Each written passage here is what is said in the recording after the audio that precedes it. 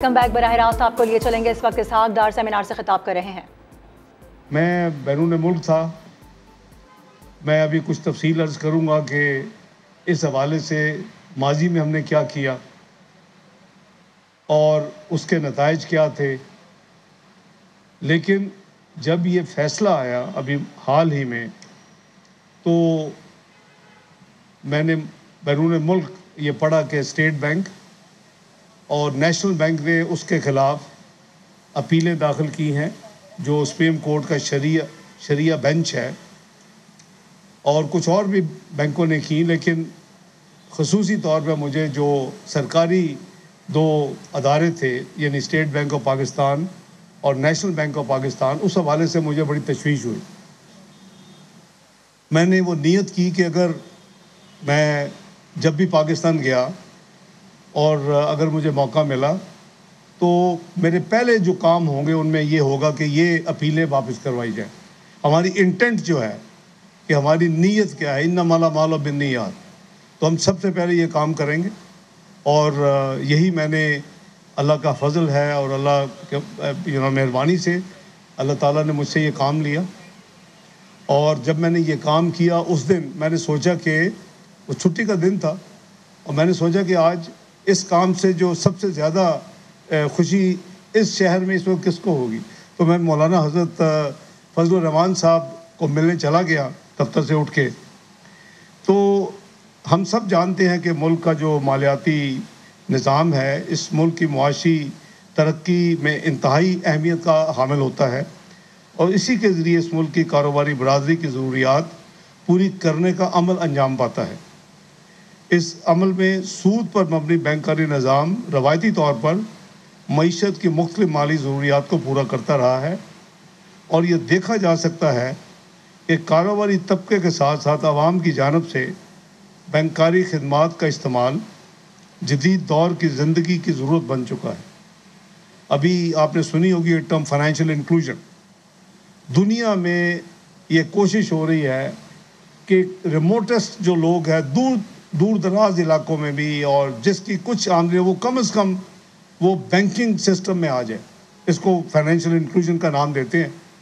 اور بہت ملکوں میں تو بہت زیادہ 70، 80، 90% تک جا چکے ہیں.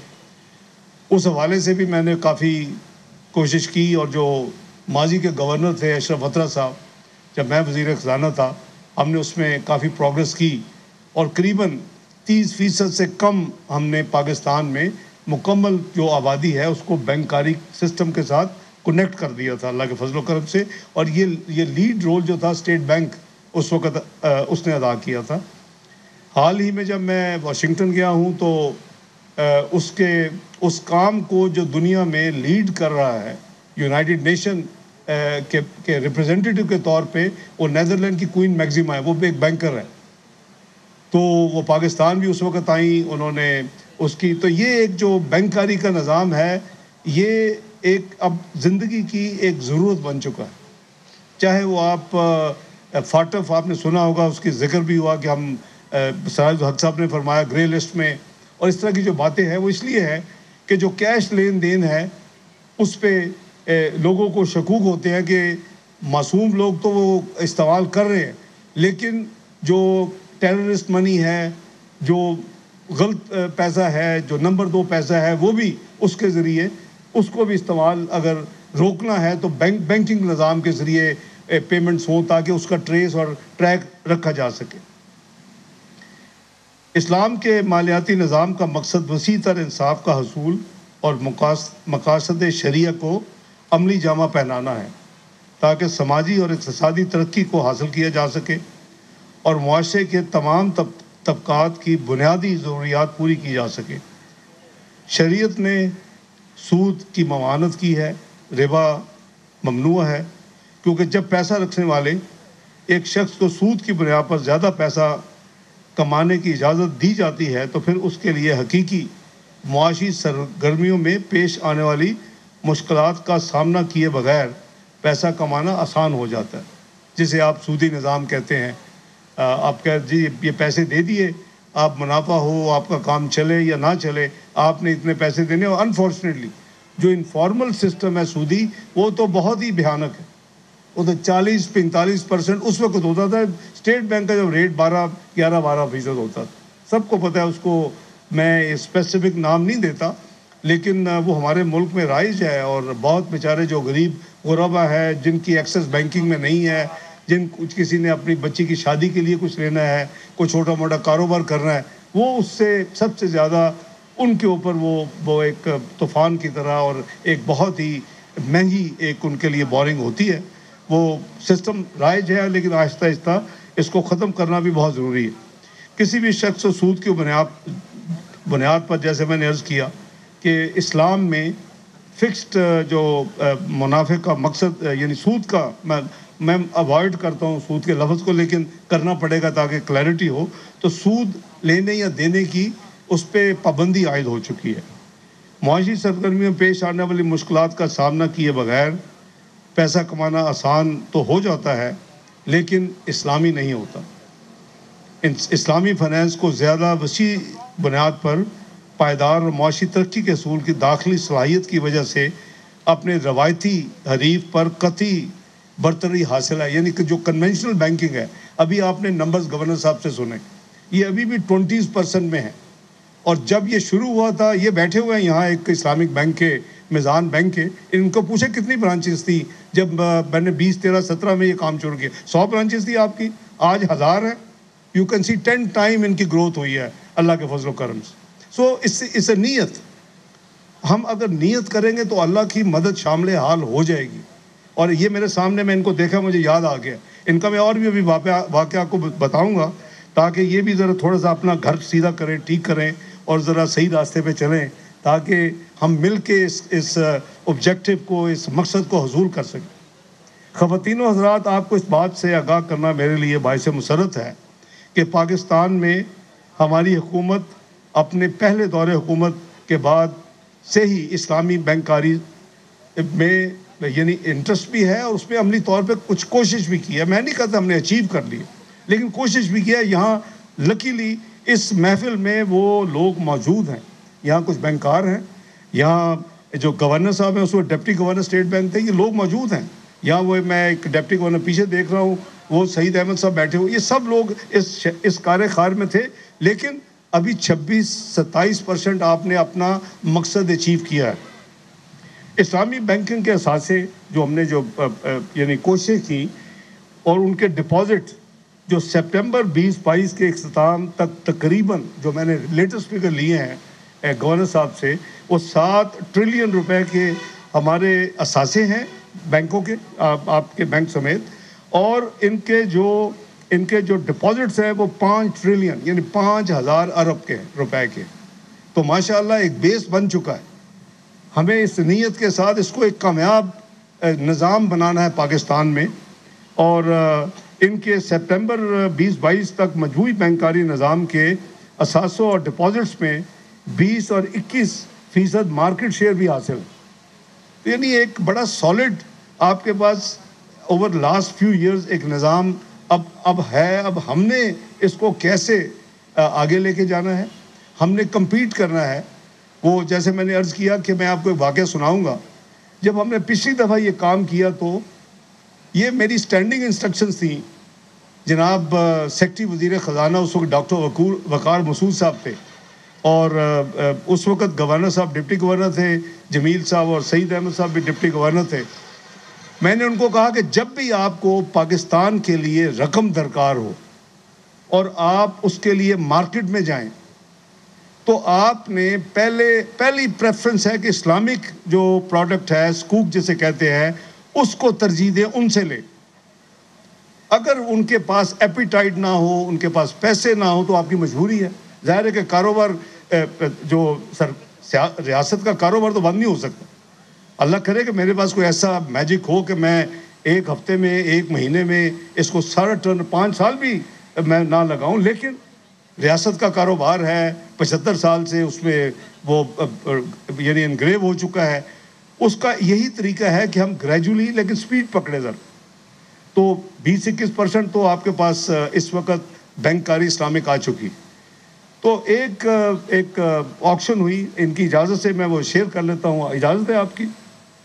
تو مجھے سیکرٹری خزانہ میرے پاس انہوں نے کہا جناب آپ کی انسٹرکشنز ہیں کہ میں پہلا جو ہے چوائس اسلامی بینکوں کو دوں اور ان سے میں پیسے لوں سکوک بیسس جو اسلامک پروڈکٹ ہے وہ تو 2% مہنگے ہیں دوسرے بینکوں سے. میں نے ان کو تکلیف دی, یہ تشریف لائے سارے بینک حضرات. میں نے کہا کہ میں کچھ کر رہا ہوں آپ کچھ کر رہے ہیں, میں اس کو پروموٹ کر رہا ہوں آپ اس کو ڈیموٹ کر رہے ہیں. کہتے ہیں وہ کیسے؟ میں نے کہا بھی بٹ دیکھیں جو اسلامک بینکنگ ہے وہ 2% زیادہ آپ ان سے جو نارمل کنونشنل بینکنگ سے چارج کریں تو اس ملک میں اسلامی بینکنگ کا رواج کیسے بڑھے گا؟ تو ان کی بڑی مہربانی, میں آج بھی مجھے یاد ہے کہ انہوں نے پھر اپنا ریٹ جو ہے سکوک کا کم کیا اور پھر ان کو وہ سیکٹری فائنانس نے انہی سے لیے.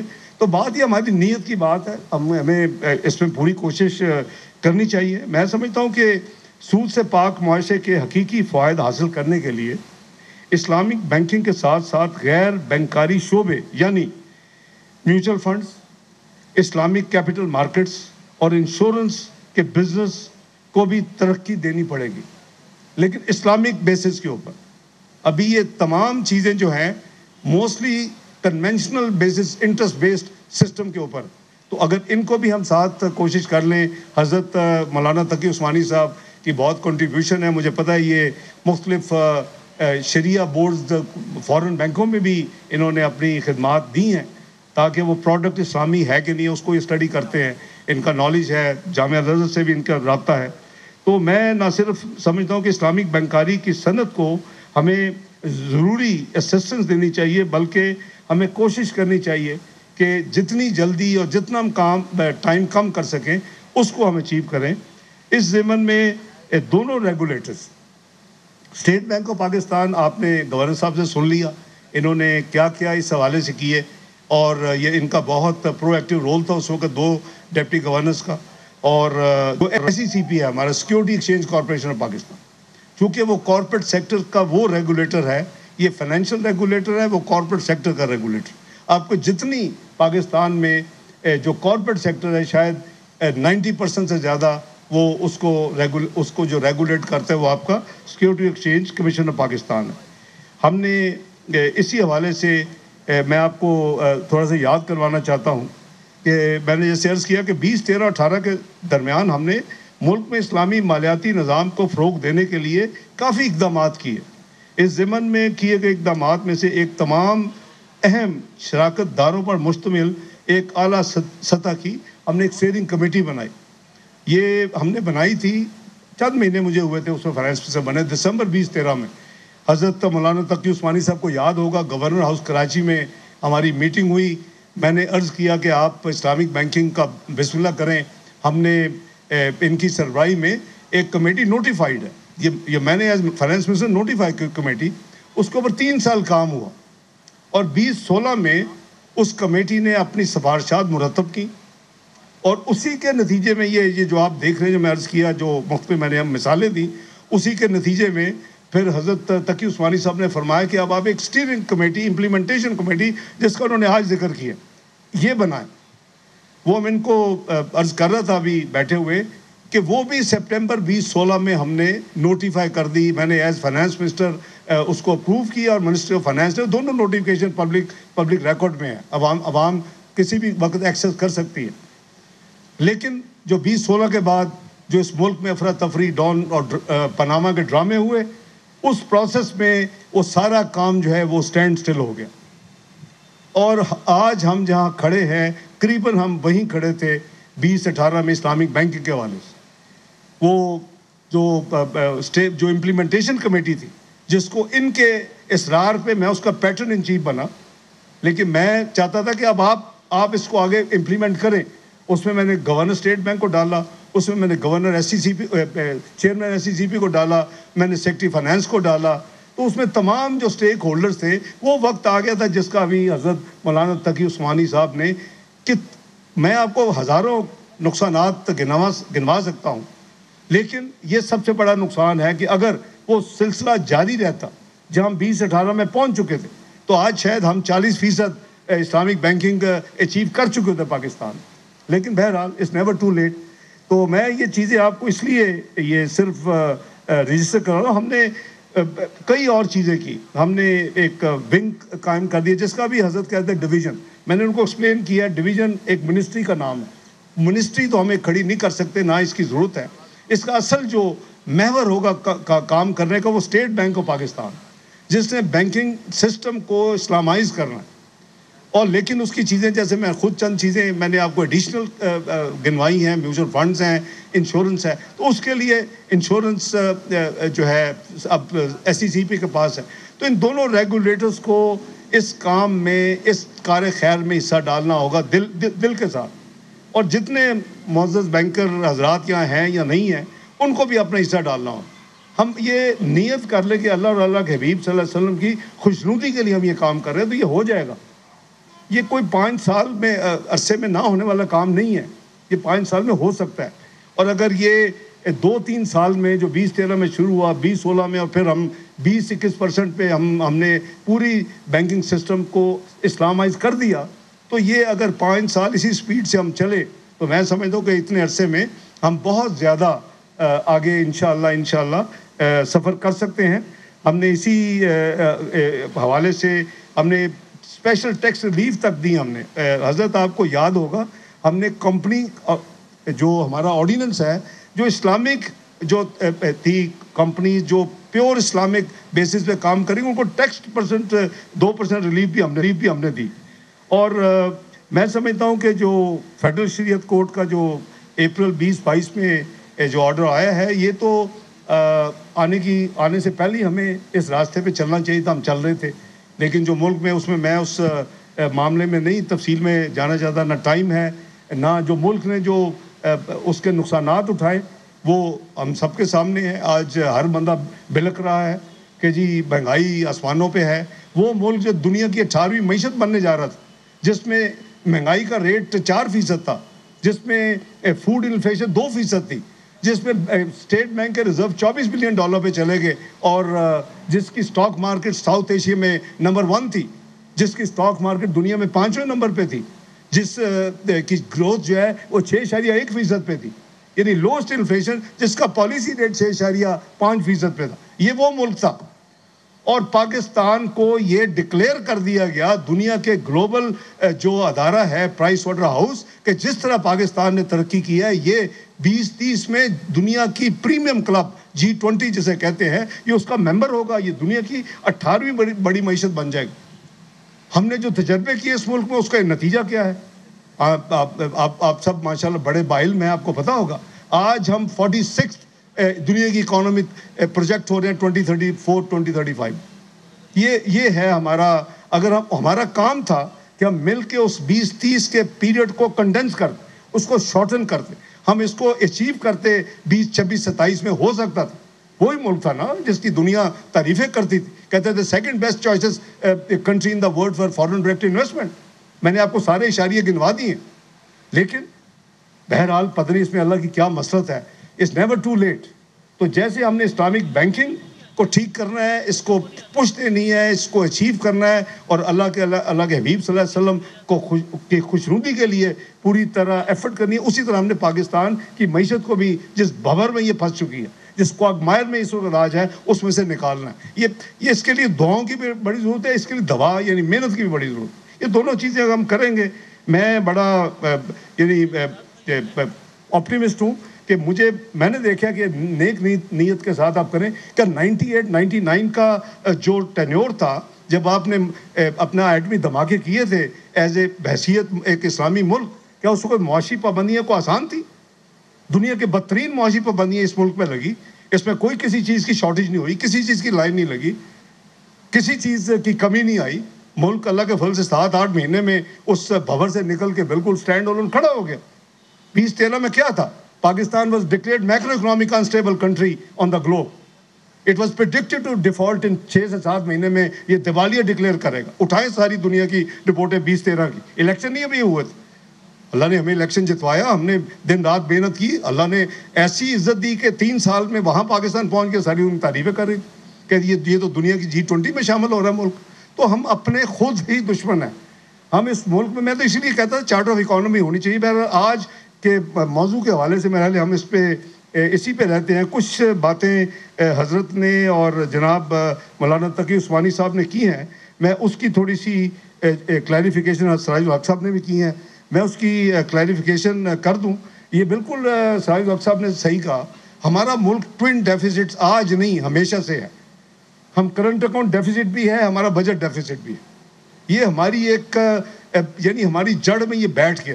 ہم اپنے آمدنی سے زیادہ خرچ کرتے ہیں.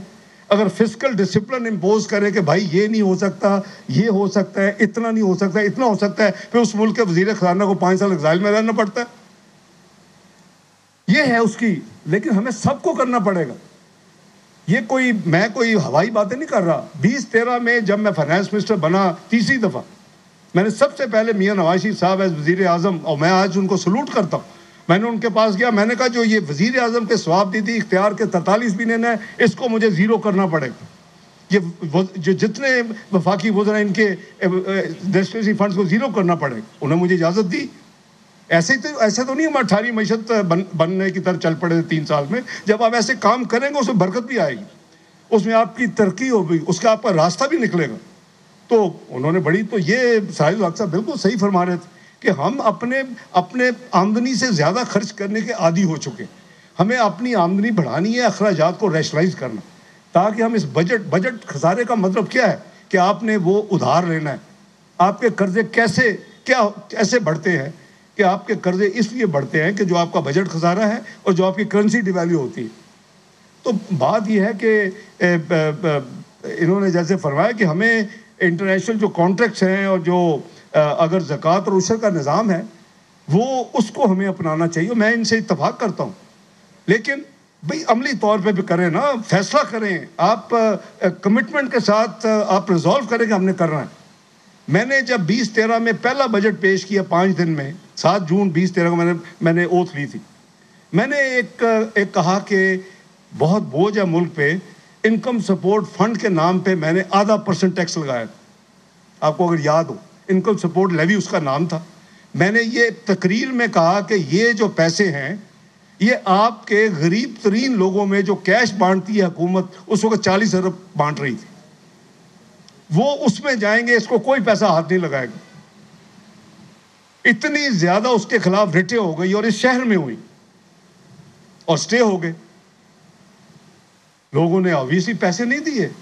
میں نے کہا کہ اس کو اب زکوٰۃ تصور کر رہے 0.5% کو, کیونکہ یہ غریب ترین لوگوں کو ٹرانسپیرنٹ طریقے سے یہ خرچ کیا جائے گا پورے پاکستان سے. ان ڈٹوں کی وجہ سے ظاہر ہے لوگوں کو تو اللہ دے, لوگوں نے نہیں دیے. میں سمجھتا لوگوں کو دینے چاہیے. ٹوٹل 80 لاکھ کا صرف ہوا, جس کا کوئی 20 ارب کا اندازہ تھا, تخمینہ تھا ہمارا, اگر یہ سٹے نہ ہوتے اس ملک سے, اس شہر سے. صرف اس 80 لاکھ میں 27 لاکھ میرے اکیلے کے تھے. میں نے کہا اگر میں نے یہ نافذ کیا اور میں نے یہ پرپوزل دیا ہے تو مجھے ضرور ادا کرنا چاہیے. To hell with the states. تو بات یہ ہے کہ آپ سب کریں نا, آپ فیصلہ کریں کہ جی ہم نے اسلامی بینکنگ کرنی ہے, اب صرف اسلامی بینکوں میں بزنس کریں, خود ہی ہو جائے گا, خود ہی وہ بھی لے آئیں گے. یہ ہانگ کانگ شنگھائی بینک, جب یہاں بھی اسلامک بینکنگ بہت پیچھے تھی, جب اس نے دیکھا کہ یورپ میں بہت زیادہ لوگ ہیں جو مارگیج لون, گھر کے لیے لون نہیں لیتے کنونشنل سودی, تو انہوں نے اجارہ شروع کر دی, اسلامک پروڈکٹ شروع کر دی, بہت چلتی ہے ادھر. میرے اپنے سن ان لا نے وہ لیا, اس نے کہا میں نے نہیں لینا, حالانکہ ان کی طرح وہ بھی مہنگے ہیں. جو آپ یہ اس کو دور کریں, یہ ایک پرابلم ہے. پلیز اسلامک بینکنگ کو آپ کنونشنل بینکنگ سے بہتر کریں, بہتر پرفارم کریں, سستا آپ کریں, یہ ضرور کامیاب ہو. لیکن میں آپ کو یہ عملی مثال دیتا ہوں, کسی نے مجھے چیلنج کرنا ہے تو مجھے چیلنج کر کے دیکھ لیں, میں اس کو سارا ثبوت دے دیتا ہوں.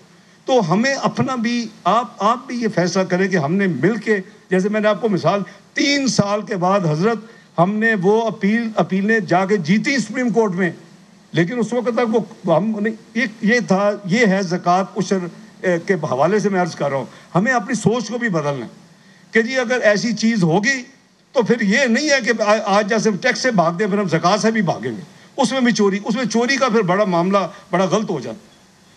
تو یہ ہمیں بھی اپنے آپ کو ریفارم کرنا پڑے گا.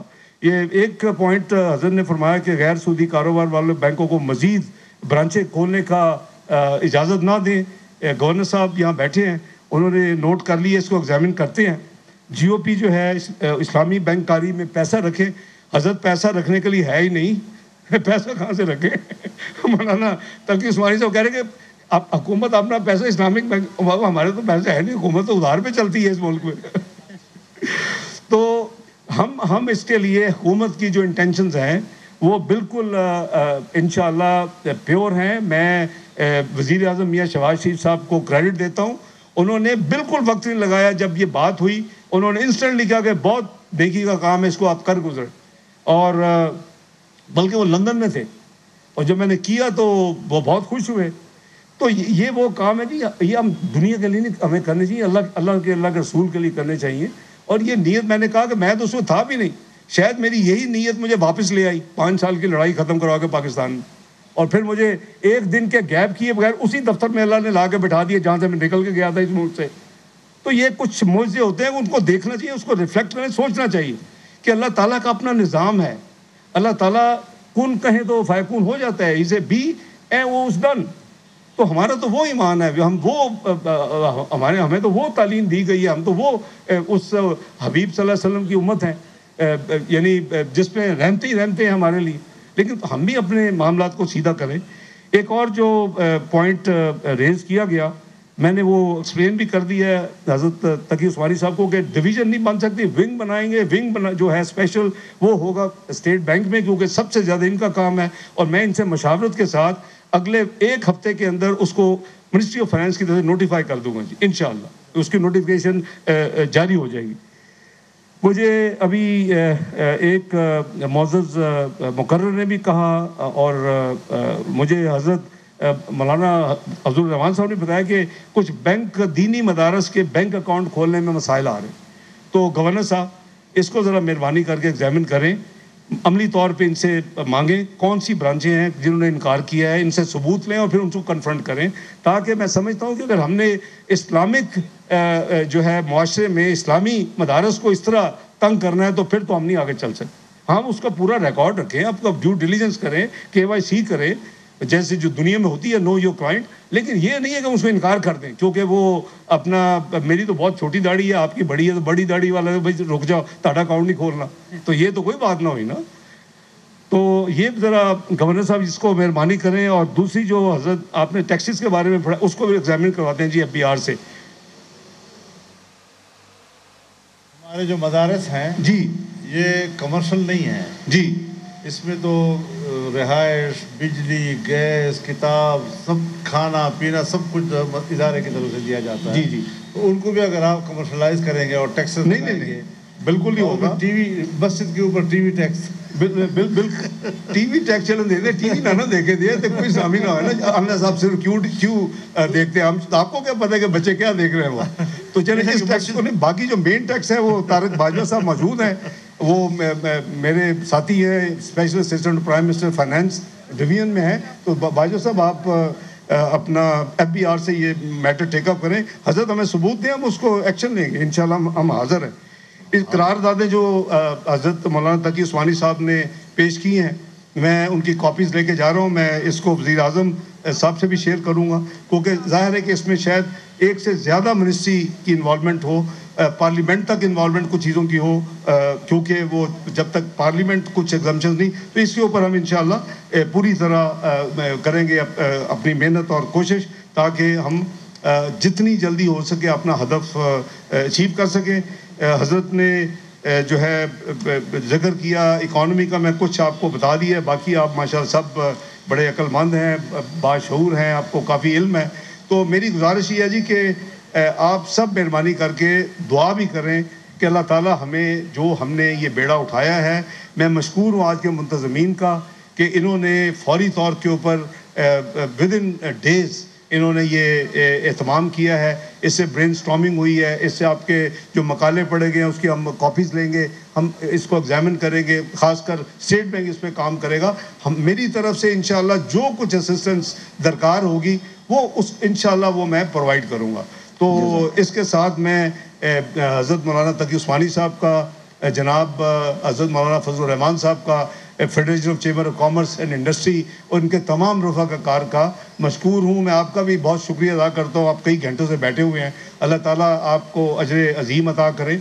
ये एक सवाब एक काम है और अल्लाह ताला आप हम सब की इस काविश को कबूल भी फरमाए, उसमें हमें कामयाबी भी दे। बहुत शुक्रिया जी। पाकिस्तान जिंदाबाद। बहुत शुक्रिया। चूँकि अभी दुआ होगी, पाकिस्तान के लोगों के मसाइल हल करेगा, जो उसका विरसा है। मैं आप सबको मुबारकबाद देता हूँ और आज के दिन हम अहद करते हैं कि हम अपने इस असूल के साथ डट के खड़े रहेंगे। हम पीपल्स पार्टी के इस असास को गिरने नहीं देंगे। अपने अंदर झांकी लगा के अपनी खामियों को, अपनी गलतियों का खुद तजिया करके अपनी इस्लाह करेंगे और नए अज़्म, नए हौसले के साथ अपने नौजवान चेयरमैन की क़यादत में आगे बढ़ेंगे। बहुत शुक्रिया, बहुत मेहरबानी। मैं मीडिया वाले मीडिया के दोस्तों का मैं अपने मीडिया के दोस्तों कमर ज़मान कायरा मीडिया टॉक कर रहे थे। देंगे सदर ममलिकत से आर्मी चीफ और chairman joint chiefs of staff committee की मुलाकात हुई है। जिम्मेदारियां संभालने पर सदर ने जनरल आसिम मुनीर और जनरल साहिर शमशाद को मुबारकबाद दी है। बिल्कुल, इस अहम खबर से हम आपको अपडेट कर रहे हैं कि सदर ममलिकत से आर्मी चीफ और chairman joint chief of staff committee की मुलाकात हुई है। मजीद तफसीलात जानते हैं टिका खान सानी से। जी अपडेट कीजिए।